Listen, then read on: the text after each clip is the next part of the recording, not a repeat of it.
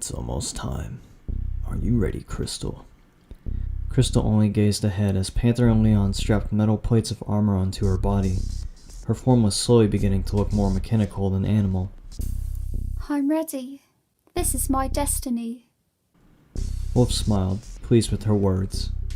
You will hold until we signal for you to move in. Our attack drones will do most of the work for you. How many do we have supplied again, Panther? Panther strapped some armor over Crystal's left shoulder. Thousands of units, sir. The Corneria military shouldn't stand a chance. With our stealth cloaking hiding our wolfmans, I doubt they'll spot us. Let's not waste any more time. We have a planet to conquer. Wolf nodded in agreement with Leon and looked at Crystal, her armor suit fully applied. I said I'd grant you ultimate power. Now it's yours. Crystal grinned maliciously. I'm ready to use it. It's time.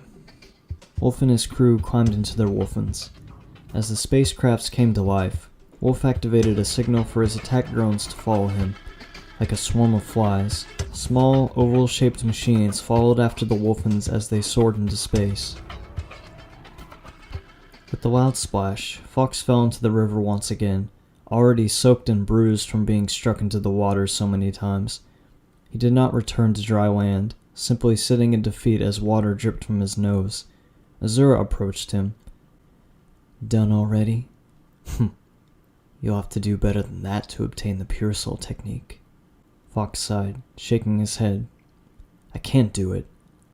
Azura grimaced with disappointment. Pitiful words. There is no can't. Only won't. You'll never learn if all you do is sit there like a frog. The masked fox quickly looked away, focusing intently. What is it? Azura turned to Fox, silent for a few moments. The time is almost here. You must go to Corneria now. Fox stood and began to reluctantly walk towards the area he had parked his Arwing at. What's happening? When will you be coming? There is a great danger we must overcome. I will join you when the time for my presence arrives. Fox gave her a confused look, but carried on. Azura brushed her hand over the tribal tattoos on her arm. I can only hope fate will side in our favor. The attack on Corneria had gone on for roughly an hour by the time Fox arrived. Military defense forces had been deployed, albeit a bit late. Even Bill Gray was there with his Bulldog and Husky squadrons. Although Wolf's army of attack drones was already significantly reduced, plenty of destruction and death had been brought upon the Cornerian population. Chaos was sweeping over the northwestern hemisphere of the planet, but its forces persevered to wipe out the massive threat. Fox was frantically trying to help fight off the overwhelming opposition. His Arwing had already taken a fair amount of damage and would soon be in need of serious repairs. While Rob kept watch on the critically injured Falco in the Great Fox's medical unit, Peppy was able to come join the fight. Since Peppy's aviation skills weren't quite as sharp as they used to be, he arrived in an airdropped Landmaster tank. Crystal appeared to be the strongest and most opposing force Wolf's squad had to offer. For now she was simply holding back unless directly attacked, just waiting for Fox to show up. He was the only target she was truly concerned with. The blue fox wandered aimlessly through the carnage, glancing around intensely. Where are you? Where could you be hiding? A small squad of Cornerian soldiers spotted Crystal heading in their direction. The commanding officer of the squad ordered her to halt. He reluctantly raised his weapon and repeated his order as Crystal continued to move forward, hardly acknowledging him. Upon receiving the command, the group opened fire on Crystal. The barrage of laser fire only ricocheted off her armor plating as she gradually drew closer. How annoying! Out of my way!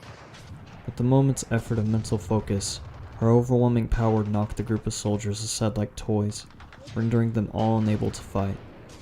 By this point, Crystal was becoming impatient. Where are you? She used her telekinetic powers to collapse a large building blocking her view and growled irritably. Fox was actually not far off, just now encountering Wolf in a dogfight. Wolf's invisibility cloaking had used too much power from his Wolfen and had to be deactivated, leaving him exposed. Fox and Wolf battled back and forth, seeming to be evenly matched until Wolf landed a clean hit on the right wing of Fox's R-wing. The damaged wing broke off, leaving the R-wing barely able to sustain itself. "Give up now. It's over, Fox." Although barely able to continue flying, Fox pursued after Wolf viciously. Not without a fight." Fox rammed his R-wing directly into the side of the Wolfen, both birds now damaged beyond repair. The two ejected and deployed the anti-gravity boosters on the underside of their pilot seats, slowing their fall to a gentle descent into a lonely, war-torn street. They unbuckled their seatbelts and began to head toward each other. A Cornerian soldier rushed towards Wolf, hurling a smoke grenade. Wolf kicked back the grenade in the direction it was thrown from, smoke spilling out all around the soldier. He whipped out a blaster and pointed it at Fox. "You really think you'll need that?" Wolf smirked, tossing it aside. Have it your way." Fox dropped his as well, and the two rushed each other. An explosion barely missing them, Wolf dodged a tackle and delivered an elbow blow to the back of Fox's head. His comlink communicator absorbed most of the blow, but was smashed in the process. Fox unbuckled the communicator's neck strap and let it clatter to the ground. Spinning around, he quickly trapped Wolf in a headlock. Wolf rushed forward, ramming Fox into a nearby car. Wolf slipped out of the headlock, Fox dodging a kick that shattered the car's driver's side window. A second kick connected, Fox falling halfway into the vehicle.